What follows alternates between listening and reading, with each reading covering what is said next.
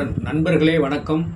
மகர ராசி அன்பர்களே, மகர ராசிக்கு அப்பாடா 7.5 முடிஞ்சதுப்பா அப்படின்னு ஒரு சந்தோஷமாக இருக்கிறாங்க. ஏன்னா மகர ராசிக்கு ராசி அதிபதியே சனி, பாத சனி போயிட்டு இருந்துச்சு.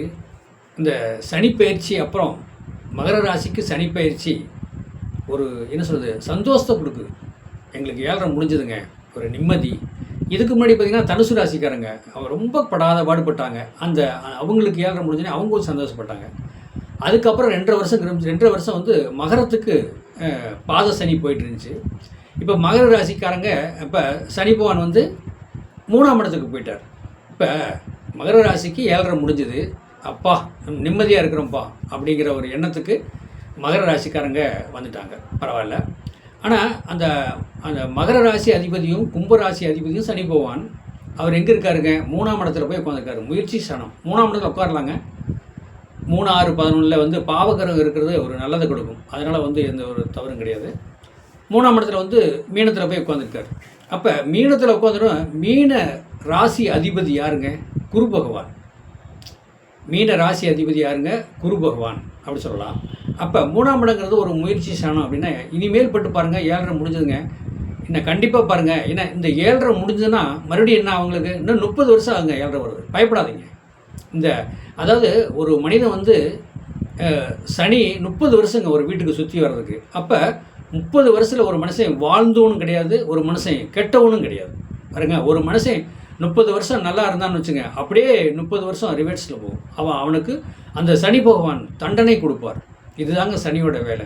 பாருங்கள், நீங்கள் சில பேர் சொல்லுவாங்க அந்த காலத்து பெரிய மனுஷன்லாம் 30 வருஷம் வாழ்ந்தவும் கிடையாதுங்க, 30 வருஷம் கெட்டவும் கிடையாதுங்க அப்படி சொல்லுவாங்க. ஏன் அப்படி கேட்டால் சனியோட தாக்கம்.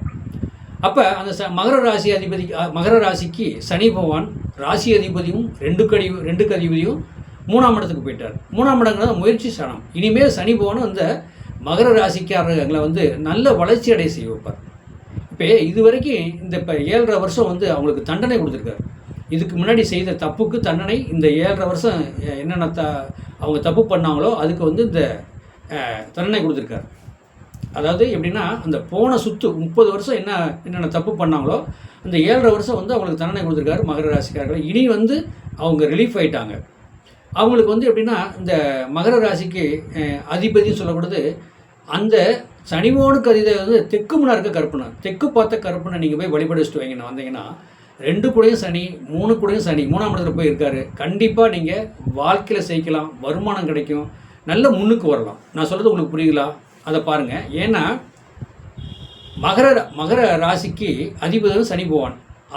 அந்த வீடு வந்து தெற்கு பார்த்த வீடு. அதே மேற்கு பார்த்த வீடு வந்து கும்பமாக வரும். அப்போ 2ஆம் இடம் தனம், குடும்ப, வாக்கு வேணும் அப்படின்னா மேற்கு பார்த்த கருப்பணசாமி நீங்கள் வழிபட வச்சிங்கன்னா தனம், வருமானம், துட்டு கிடைக்கும். மகர ராசிக்கு தெற்கு பார்த்த வீடு. அப்போ மகர ராசிக்கு தெற்கு பார்த்த வீடு, அதுக்கு அந்த சனி பகவானுக்கு அதிதேவ கருப்பண்ணை. அப்போ தெற்கு பார்த்த கருப்பண்ணை நீங்கள் வழிபட வச்சிங்கன்னா உங்கள் உடம்பு தேகம் நல்லா இருக்குங்க, சூப்பராக இருக்குங்க.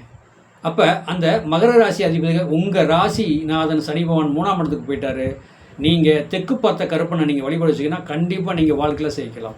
துட்டு வேணும், எனக்கு காசு பணம் சம்பாதிக்கணும் இனிமேல் அப்படின்னா இன்னும் 30 வருஷத்துக்கு நீங்கள் சம்பாதிக்கலாங்க. ஏன்னா சனி பகவான் உங்களை விட்டு போயிட்டார்ல, மகர ராசி விட்டு சனி பகவான் போயிட்டார். இன்னும் 30 வருஷம் நீங்கள் சம்பாதிக்கலாம், வீடு வாங்கலாம், பொண்ணு பொருள் சேர்த்தலாம். அதுக்கு என்ன பிடிக்கலாம், அதாவது மேற்கு பார்த்த கருப்பனை பிடிக்கணும். அதாவது கரூர் வெங்கமேடு இருக்கும் மேற்கு பார்த்த 30 அடி கருப்பனை நீங்கள் வழிபட வச்சுட்டு வாங்க, நீங்கள் வாழ்க்கையில் ஜெயிக்கலாம். இதுதான் மெயின் பாயிண்ட். மகர ராசிக்கு தெற்கும்னார் கருப்பனை, கும்பராசிக்கு மேற்கும்னார் கருப்பனை, மகர ராசிக்கு துட்டு வேணும், பணம் வேணும். மகர ராசிக்காரங்க மேற்கு பார்த்த கருப்பனை சாமியை வழிபட வச்சுட்டு வாங்க, நீங்கள் வாழ்க்கையில் ஜெயிக்கலாம். வாழ்க வளமுடன்.